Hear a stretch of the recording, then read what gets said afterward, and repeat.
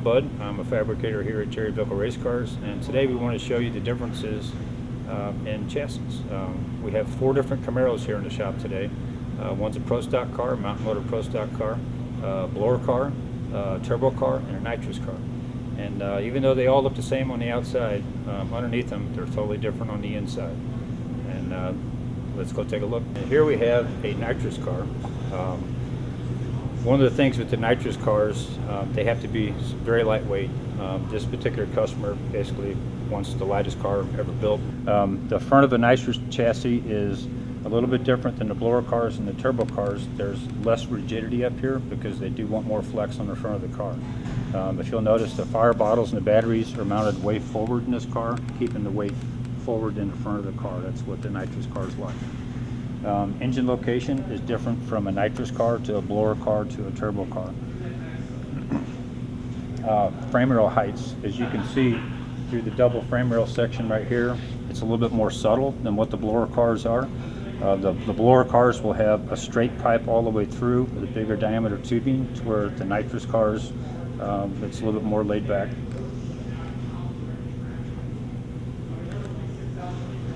But other than that, the back of the car, the 4-link, the rear end, the sway bar between all the 3 types of cars is pretty much the same, but definitely some differences going on from the 4-link forward. Here we have a blower car. Blower cars are a lot more complicated than the nitrous cars, and I guess you could say the turbo cars. There's a lot going on here. First off, the big notch in the windshield.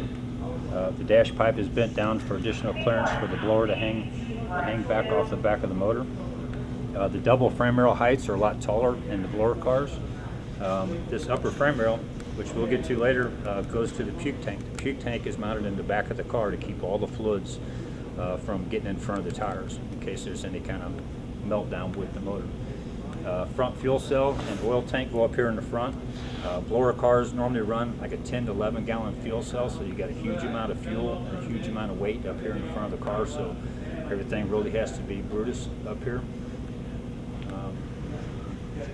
This is a blower restraint tab for the back of the blower. The double frame rail extends all the way through to the upper part of the 4-link.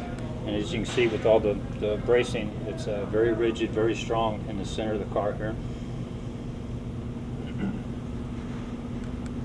Puke tank is mounted behind the rear tires. That way it keeps all the fluids behind the rear tires so you don't drive over anything.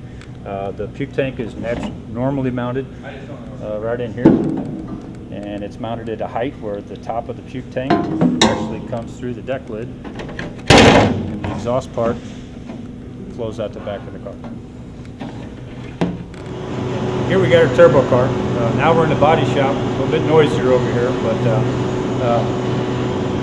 turbo cars pretty much the same as a nitrous car as far as the firewall and the windshield notch. Not a whole lot going on there, but the strut tower, as you can see, is totally different. When we first started doing turbo cars, all we ran was just the tower itself with no connecting upper link bar. But nowadays, almost everyone runs a link bar in here to strengthen up the front end of the car itself. With the turbo car, they are side exits. The headers do not exit underneath the car like the Pro Stock car does.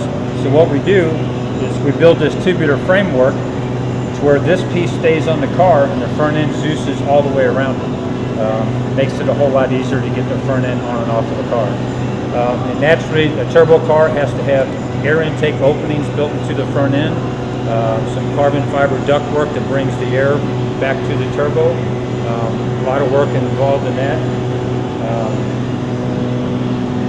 Turbo cars don't need to be as lightweight. We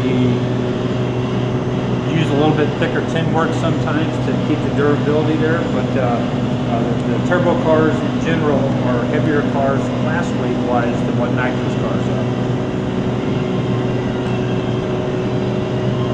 Turbo cars are double frame rail cars. They actually use the same setup as a blower car, where they push all of the puke tank fluids through the upper frame rail, and it goes to the back of the car behind the tire, a puke tank just like a blower car. All the new turbo cars the engine programs are developing shorter intakes, I guess you could say, and thus letting us reduce the height of the cowl on the car, which is better for visibility, better for aerodynamics, just a lot easier on us. But as you can see on this car right here, how short the cowl is, and all of the turbo equipment still fits underneath the hood. Unlike back in the day when turbo cars first came out, a lot of our turbo air inlets were right at the top of the hood, and it made it a lot easier to get air into the turbos. But now we've come up with different ways to do it. The air is now taken from the front end, the front side. We make carbon fiber tubing. It's a 6-inch round carbon fiber tubing that goes from the front. That way you get a lot cleaner air, a lot harder, a lot more laminar air coming into the front of the car. And then it's forced through this tube, and these tubes are routed through the front end, and it dumps right in front of the turbo itself. Okay, we wanted to show you this. It's kind of rare that we have a Mountain Motor Pro Stock car in here because we do so many Pro Mods and very well known for that. But throughout the years, we've built many Pro Stock cars here, and we still have the technology.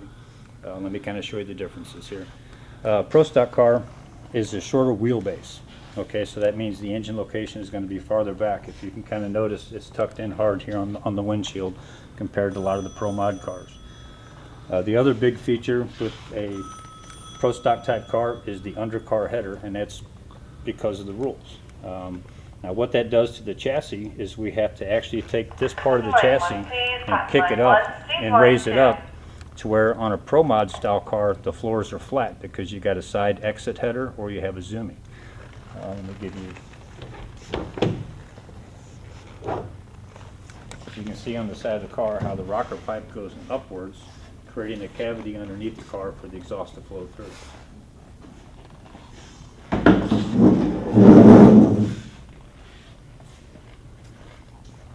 This particular car here has the same double frame rail arrangement as a nitrous Pro Mod car.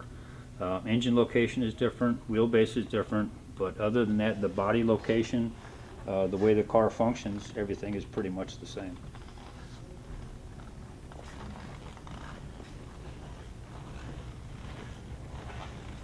Since this is not a nitrous car, it uses a small 1.5 gallon fuel cell. And the other feature that a lot of the Pro Mod or the Pro Stock type cars have is a radiator. You don't see a lot of them in Pro Mod type cars. There is a difference in windshields. Sometimes it depends on the manufacturer of the body, what kind of windshield tracks you got.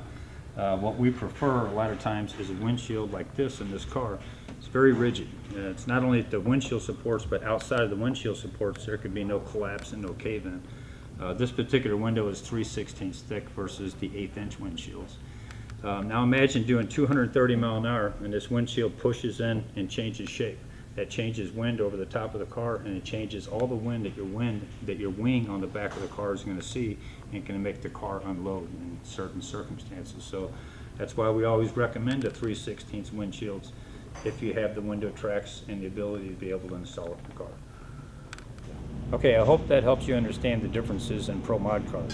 Even though we've looked at 4 different styles of chassis here today, and they're all Camaros, they're all, pretty much the same type of car. The skins underneath them are totally different.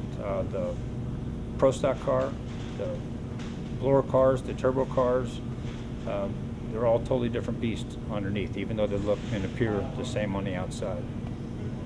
If you guys have any more questions, feel free to give our parts call at any time, and we'll be more than happy to answer any questions you got.